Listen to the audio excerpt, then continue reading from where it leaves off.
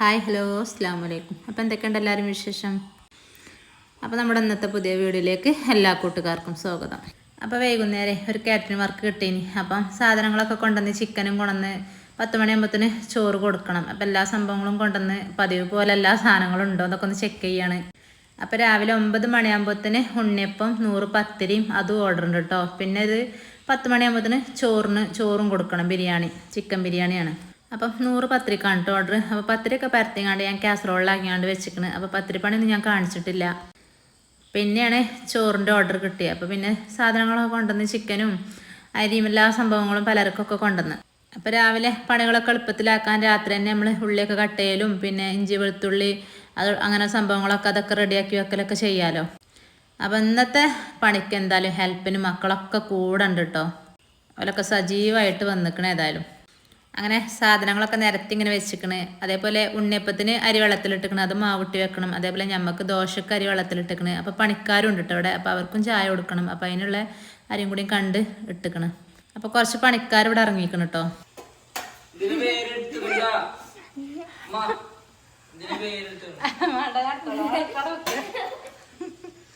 കണ്ണ് കീറിയിട്ട് കാട്ടണ കോല. അത് ഹെൽമെറ്റ് ഇട്ടുടനെയോ?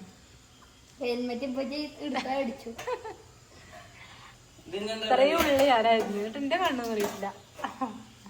നല്ല രസം. കഴിക്കണം നല്ലോണം വെള്ളത്തിലിട്ട് കഴുകിയിട്ട് അരിയാ. അങ്ങനെ രണ്ടാളും സജീവമായിട്ടുണ്ട് കട്ടിങ്ങിന് കേട്ടോ.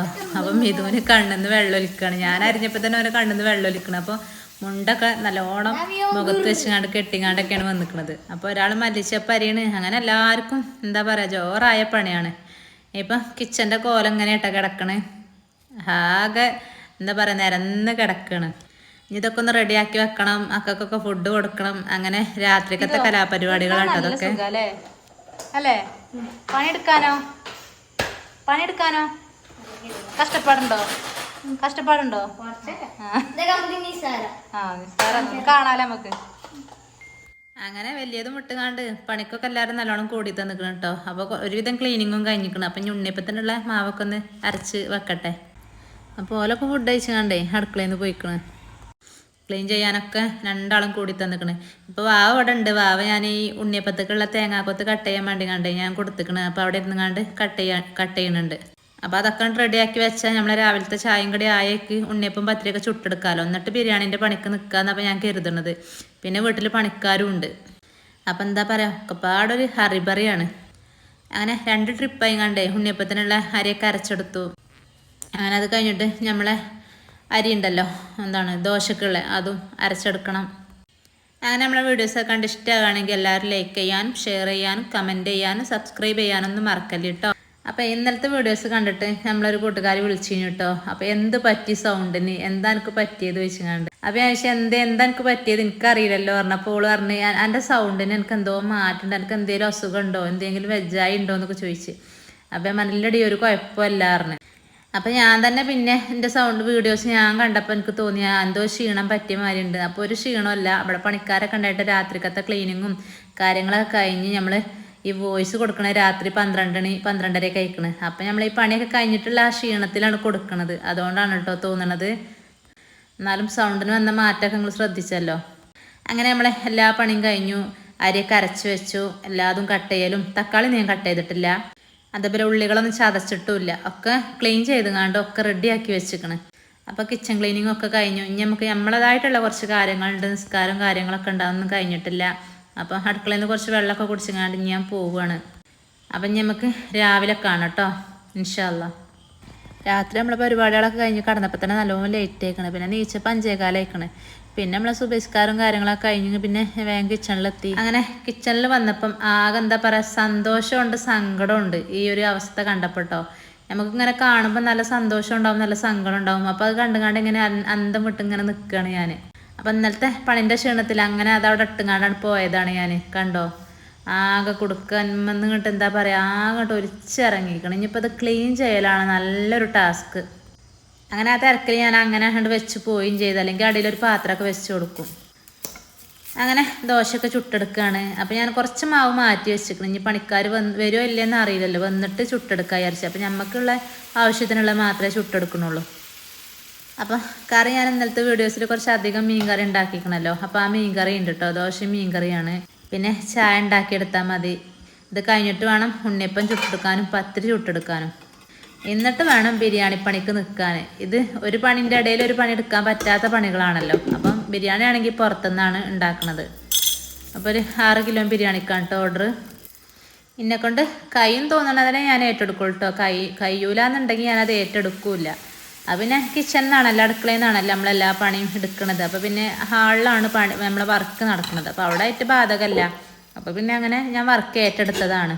അപ്പോൾ എനിക്കിങ്ങനെ അധികം വർക്കൊക്കെ ഉണ്ടാകുമ്പോൾ ഞാൻ മൂത്തച്ഛനെയാണ് വിളിക്കല്. അപ്പോൾ മൂത്തച്ഛിക്കും തന്നെ ചെറുതായിട്ടൊരു ഹെൽത്ത് ഇഷ്യൂസൊക്കെ ഉണ്ട്. അപ്പോൾ അതുകൊണ്ട് ഞാൻ മൂത്തച്ഛനെ വിളിച്ചിട്ടില്ല.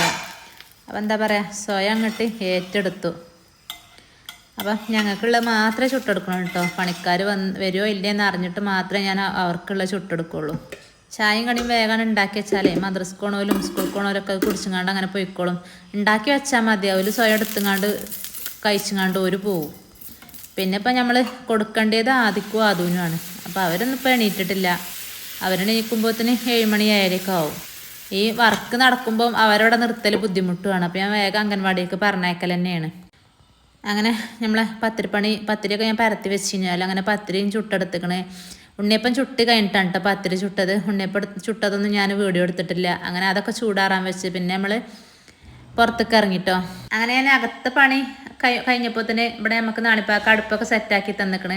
അപ്പോൾ കണ്ടോ വിറക് ഞാൻ ആകെ വലിച്ചിട്ടിക്കണ്. അപ്പോൾ 2-3 വെയിൽ കൊണ്ടിട്ട് വേണം അത് അടുക്കി വെക്കാൻ. ആകട്ട് എന്താ പറയുക, ചെതല് പിടിച്ചിക്കണ്.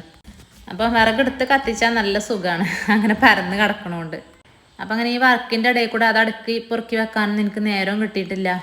ഇനി എപ്പോഴാണ് എനിക്ക് വർക്കും കാര്യങ്ങളൊന്നും ഇല്ലാത്തപ്പോൾ ഒഴിഞ്ഞ് നിൽക്കുമ്പോൾ അത് അടുക്കി പൊറുക്കി വെക്കാൻ വിചാരിച്ച്. അപ്പോൾ 2 വെയിലവിടെ കൊള്ളട്ടെ, വെയിലും മഴയൊക്കെ കൊള്ളട്ടെ, ചെതലൊക്കെ പോട്ടെ വിചാരിച്ചുകൊണ്ട് അങ്ങനെ ഉണ്ട് വാരി വലിച്ചിട്ടേക്കാണ്. അങ്ങനെ ഞാൻ 2 ട്രിപ്പായിങ്ങാണ്ട് ചിക്കനൊക്കെ പൊരിച്ചെടുത്തു. അപ്പോൾ എപ്പോഴും നമ്മുടെ കാറ്ററിങ് വർക്ക് ഇങ്ങനെ കാണിക്കുമ്പോൾ നിങ്ങൾക്കും തന്നെ ബോറേക്കാറ്. അപ്പോൾ ഞാൻ ഫുള്ളൂനൊന്നും ഞാൻ വീഡിയോ എടുത്തിട്ടില്ല കേട്ടോ. മെയിനായിട്ട് എടുത്തത് നമ്മൾ തലേന്ന് ചെയ്തേക്കണ ഓരോരോ കാര്യങ്ങളും രസങ്ങളും മക്കളെ രസങ്ങളൊക്കെ ആയിട്ട് എടുത്തത്. അപ്പോൾ തന്നെ ആദ്യം നീച്ച് വന്നിക്കണം കേട്ടോ. അതിനെ നാണിപ്പാക്ക ഒക്കെ തട്ടി ഇങ്ങനെ നിൽക്കുന്നുണ്ട്. അപ്പം കണ്ടോ ഇരിക്കണത് അവിടെ വെച്ച് പോയപ്പോൾ ഓനയിമ്മ ആ ചെമ്പുമ്പോൾ കയറി ഇരുന്നിക്കണ്. ആ ചെമ്പിൻ നെയ്ച്ചോറ് വെച്ചുകൊണ്ടാണല്ലോ ബിരിയാണി ഉണ്ടാക്കുന്നത്. അപ്പം അതിന് കൊണ്ടുവന്ന വെച്ച ചെമ്പാണ്. അപ്പം അയിമെന്ന് ഇറങ്ങാതെ പുകയണുണ്ട്. അപ്പോൾ കാണും വേണം, അവിടെ ഇരിക്കും വേണം. 2 കെട്ട നിലയിൽ ഇങ്ങനെ ഇരിക്കുകയാണ് അവന്.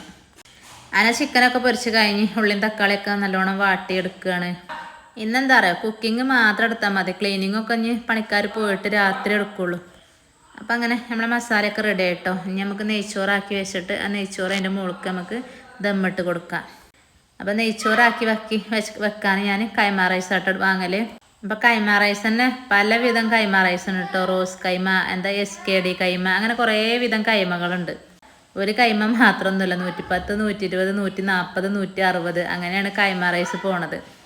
അങ്ങനെ വെള്ളം ഇങ്ങനെ വലിഞ്ഞാണ് വരുമ്പോൾ തന്നെ ഞാൻ അടുപ്പത്ത് നെയ്ച്ചോറൊക്കെ എടുത്ത് വെച്ചിരിക്കണം. അപ്പം ഇനി അതൊക്കെ ഒന്ന് ദമ്മിടട്ടെ. ഇനി ഇത് അടുപ്പത്തേക്ക് പൊന്തിച്ച് വെക്കാനായിട്ട് ആൾ വേണ്ടത്. അപ്പം നാണിപ്പാക്ക കടയിലുണ്ട്. അതുകൊണ്ട് എനിക്കൊരു ധൈര്യം ഉണ്ട്, അടുപ്പത്തേക്ക് വെക്കാൻ ആളുണ്ട് എന്നുള്ള ധൈര്യം. അപ്പം എന്നോട് പറഞ്ഞിരിക്കണതൊക്കെ ദമ്മായിട്ട് റെഡി ആക്കിയിട്ട് എന്നെ വിളിക്കുക. അപ്പം ഞാൻ വരാറുങ്ങാണ്ടാണ് ഇവിടുന്ന് പോയത്.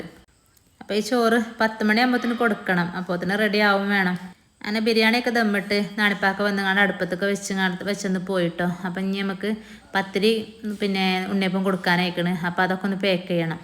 അപ്പം ഇന്നത്തെ കാറ്ററിംഗ് വർക്ക് നമുക്ക് വേണ്ടപ്പെട്ട ആൾക്ക് തന്നെയാണ് കേട്ടോ. അങ്ങനെ പത്തിരിയൊക്കെ ഒരു പാത്രത്തിലാക്കി, അതേപോലെ സാലഡും അച്ചാറും അതൊക്കെ പാത്രത്തിലാക്കിക്കണം കേട്ടോ. അതൊന്നും ഞാൻ വീഡിയോ എടുത്തിട്ടില്ല. അതേപോലെ ഉണ്ണിയപ്പം ഒരു കവറിലാക്കണം. അങ്ങനെ പത്തിരിയും ഉണ്ണിയപ്പം വേഗം കൊണ്ടുപോയിട്ടോ. പിന്നെ നമ്മളെ പെരൻ്റെ ഉള്ളത്തെ അവസ്ഥ ഈ കോലത്തിലാണ്. അപ്പോൾ പെരൻ്റെ ഉള്ളത്തെ വർക്ക് എന്താ പണിക്കാർ ചെയ്യണത് എന്താ ഏതാന്നൊക്കെ ഞാൻ ഇതിൻ്റെ എന്താ പറയുക ഇതിനായിട്ടുള്ളൊരു വീഡിയോ ഞാൻ ചെയ്യുന്നുണ്ട്. അപ്പോൾ ഇതെല്ലാവർക്കും കാണേണ്ട ഒരു വീഡിയോയും കൂടിയാണ്. നമുക്ക് വീട് പണിയിൽ വന്നൊരു ഫാൾട്ടും കൂടിയാണ്. അപ്പോൾ 4 വർഷമായിട്ടുള്ള നമ്മളെ വീട് പണി കഴിഞ്ഞിട്ട് അങ്ങനെ വീട് പണി എടുക്കണമല്ലൊക്കെ എന്താ പറയുക നല്ലോണം ശ്രദ്ധിച്ച് കാണേണ്ട ഒരു വീഡിയോ ആണ്. അപ്പോൾ ഇൻഷാ അല്ലാ ഞാൻ വൈകാതെ ഇടണ്ട കേട്ടോ. അപ്പോൾ ഉച്ച സമയം ഇനി പണിക്കാർക്കൊക്കെ ചോറ് കൊടുക്കട്ടെ കേട്ടോ. അപ്പോൾ ഇന്നത്തെ വീഡിയോ ഇവിടെ വൈൻഡപ്പ് ചെയ്യാണ്. അപ്പോൾ ഇൻഷാ അല്ലാ നാളെ കാണാം. അസ്സലാമു അലൈക്കും.